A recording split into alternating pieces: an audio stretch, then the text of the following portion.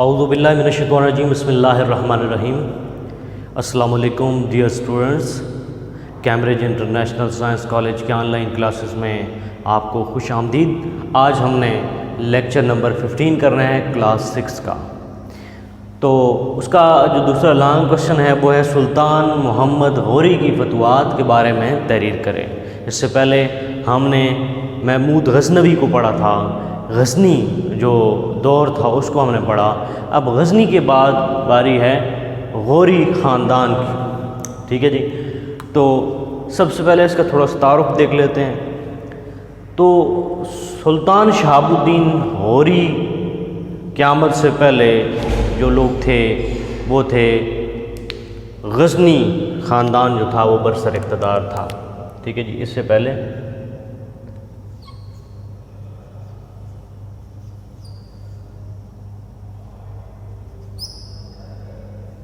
غزنی خاندان برسر اقتدار تھا۔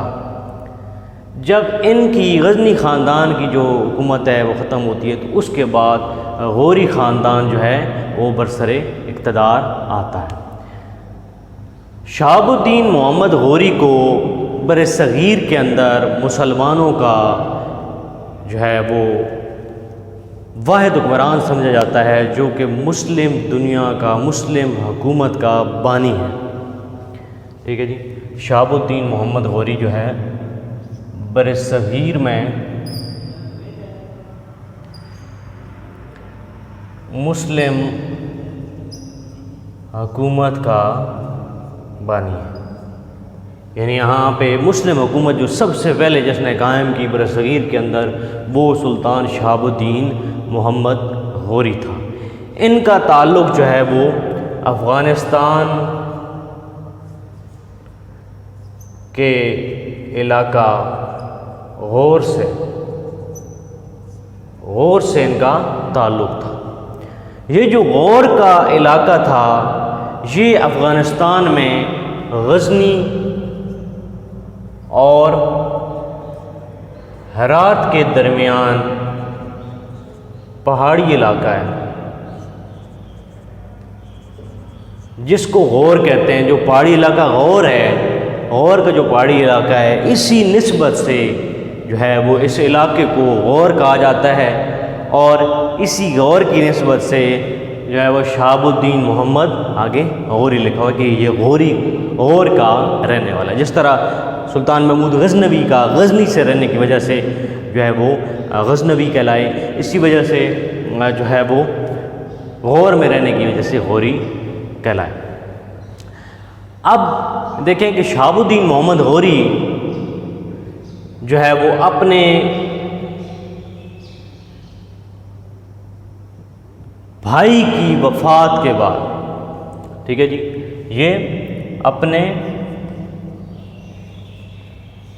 بھائی کی وفات کے بعد برسر اقتدار آتے ہیں، بادشاہ بنتے ہیں 1173 میں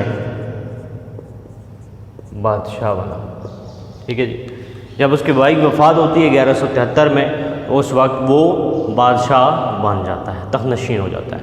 اب اس کے اندر جو کوالٹیز تھیں، خصوصیات آپ اس کی لکھ سکتے ہیں کہ خصوصیات شہاب الدین محمد غوری کے اندر کون کون سی تھی۔ ایک تو وہ بلند حوصلہ تھا، اس کا جو حوصلہ تھا وہ بہت بلند ہوا کرتا تھا، بہادر تھا اور عظیم سپہ سالار تھا۔ عظیم مین بڑا، ٹھیک ہے بچوں، آپ نے یہ یاد رکھنا ہے، عظیم کا مطلب ہوتا ہے بڑا۔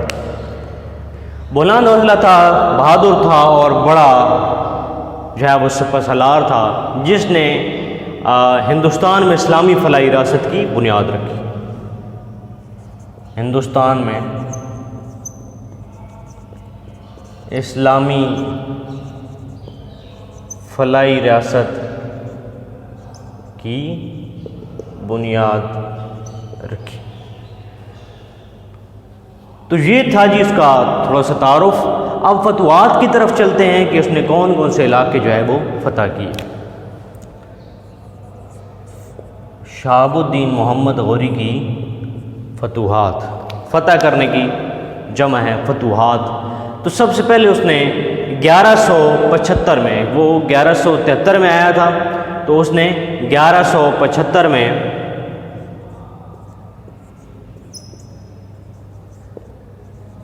ملتان کو فتح کر لیا، اور ٹھیک 3 سال بعد 1178 میں وہ سندھ کو فتح کرتا ہے، ٹھیک ہے جی۔ 1175 میں ملتان کو اور 1178 میں سندھ کو فتح کرتا ہے۔ اس کے بعد پنجاب کو اس نے فتح کیا 1181 میں۔ 1181 میں پنجاب کو فتح کرنے کے بعد وہ 1191 میں اس نے ہندوستان کا جو علاقہ تھا سرہند پر 1191 میں اس کو فتح کیا، ٹھیک ہے جی۔ یہ اس کی فتوحات تھیں جو مین تھیں۔ اب 1191 میں جب سرہند کے اندر اس نے بہت سارے معرکے سر انجام دیے، ان کی تفصیل، ٹھیک ہے جی، جو ہم دیکھتے ہیں، جو اس کے درمیان جو سرہند میں جو معرکے سر انجام دیے، وہ سب سے پہلے آتا ہے ترائن کی پہلی جنگ۔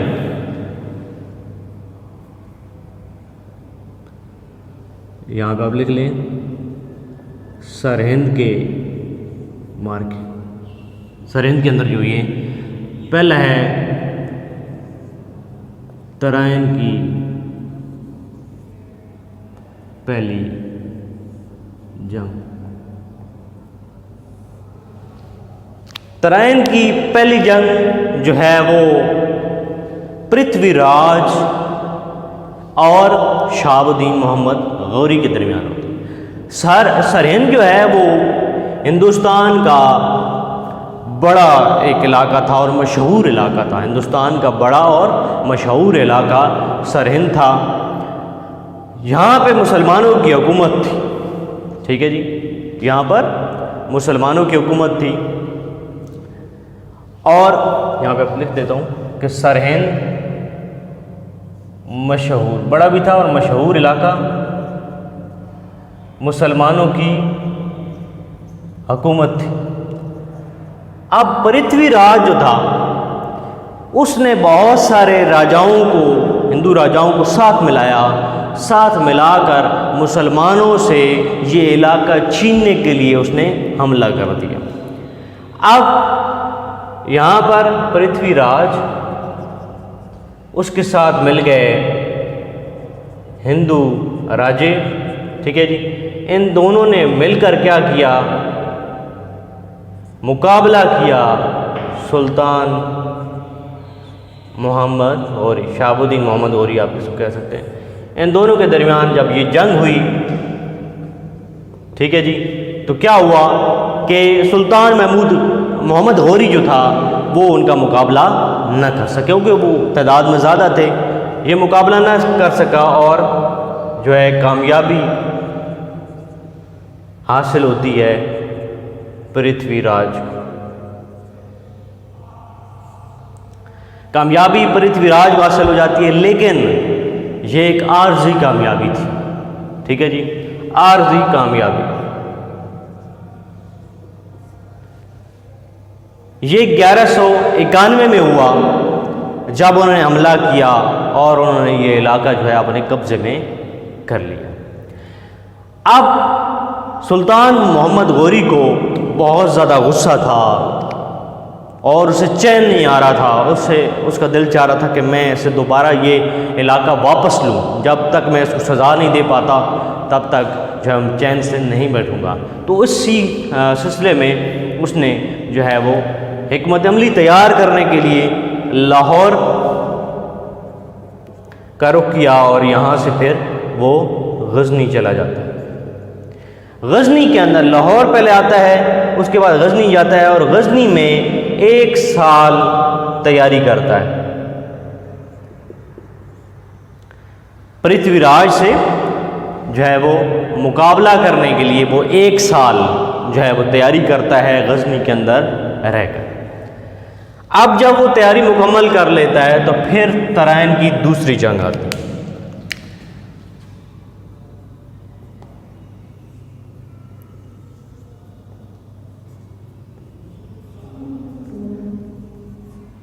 ترائن کی دوسری جنگ۔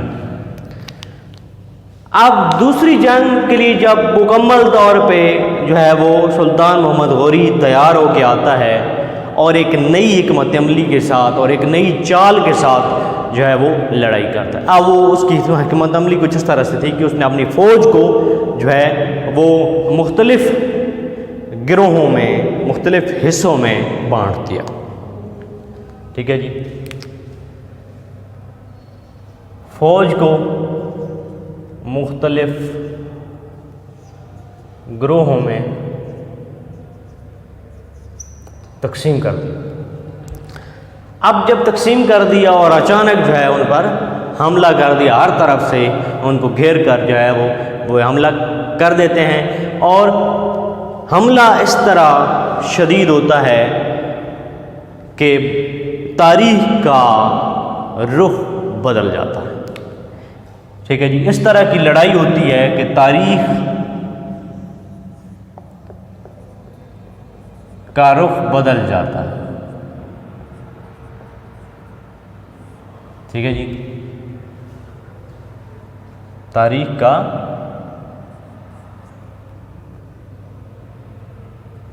رخ بدل ڈالتے ہیں سلطان محمد غوری، اور لڑائی بہت زبردست ہوتی ہے۔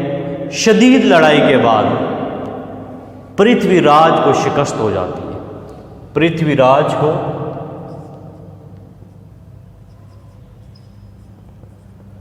عبرتناک شکست،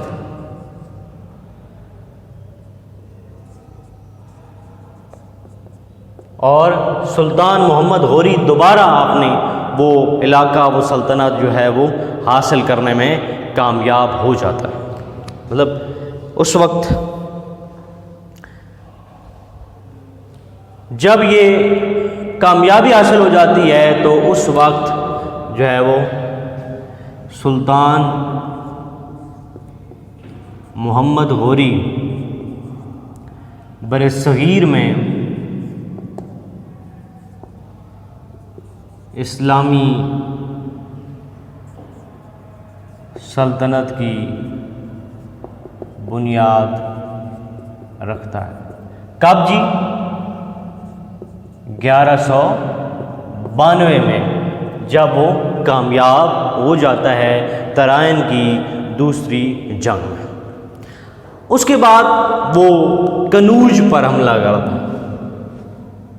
ٹھیک ہے جی، کنوج پر حملہ۔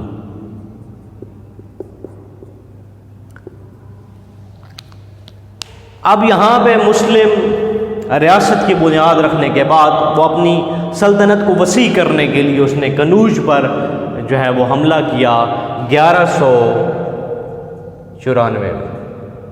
1194 میں وہ یہاں پر حملہ کرتا ہے، اور یہاں پہ جو راجہ تھا وہ تھا ہندو راجہ جے چند۔ ہندو راجہ جے چند یہاں پہ جو ہے وہ حکمران تھا۔ 1194 میں شہاب الدین محمد غوری اس کو شکست دیتا ہے اور اسلام کا جھنڈا بلند کرتا ہے۔ یہاں پہ اس کو شکست دیتا ہے اور اسلام کا جھنڈا جو ہے وہ سر بلند کر دیتا ہے۔ وہاں پہ اسلامی ریاست قائم ہو جاتی ہے۔ اس کے بعد جو دیگر فتوحات ہیں، یہاں پہ جو یہ ساری فتوحات کی، اس کے علاوہ جو ہے وہ دیگر فتوحات،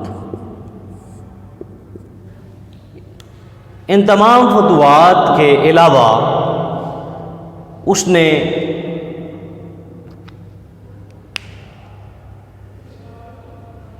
بلکہ یہاں پہ دیگر کارنامے ہم لکھ دیں گے کیونکہ اس میں مختلف جو ہے وہ چیزیں آ رہی ہیں۔ تو آپ نے لکھنا ہے دیگر کارنامے. دیگر کارناموں میں سب سے پہلے جو چیز تھی کہ اس کے اندر حوصلہ تھا، نڈر تھا، بہادر تھا، مدبر انسان تھا. اس نے کیا کیا کہ اپنے علاقے کے اندر امن و امان قائم کیا. بہت بڑی بات ہوتی ہے امن و امان کی، کوئی افراتفری نہیں تھی. امن و امان قائم کیا. امن و امان کب قائم ہوتا ہے؟ جب اس نے رعایا کو خوش رکھا. رعایا کو خوش رکھا، اس کے ماتحت جو اس کی عوام تھی، جو رعایا تھی، اس کو اس نے خوش رکھا، جس کی وجہ سے یہاں پہ امن و امان جو ہے وہ قائم ہو جاتا ہے. اور اس نے فوجی امور کو بہتر بنایا.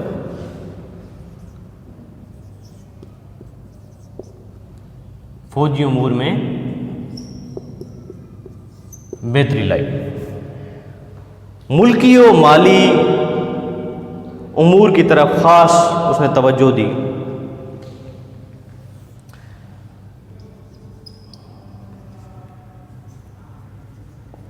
ملکی و مالی امور پر خاص توجہ.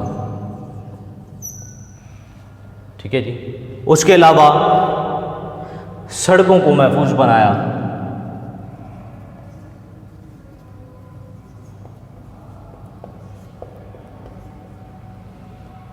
دہلی میں جب یہ ساری چیزیں ہو گئیں، اتنی جو کوالٹیز اور اتنے اچھے اخلاق کی وجہ سے جو ہے، اور دہلی کے اندر اس کے نام کا خطبہ جاری ہوا.